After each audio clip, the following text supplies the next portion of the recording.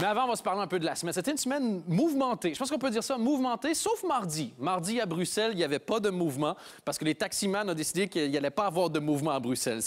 Ils ont paralysé la ville, ce qui n'est pas un gros exploit. Je veux dire, paralyser Bruxelles, c'est comme polluer New York ou exciter DSK. Tu vois, il n'y a pas de... C'est pas très ambitieux comme projet.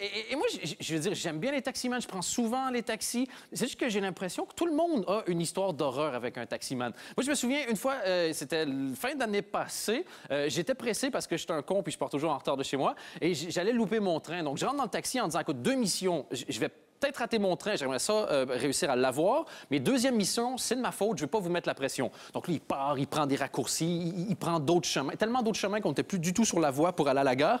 Et parce qu'il s'est arrêté à la clinique médicale pour déposer un dossier en laissant tourner le compteur.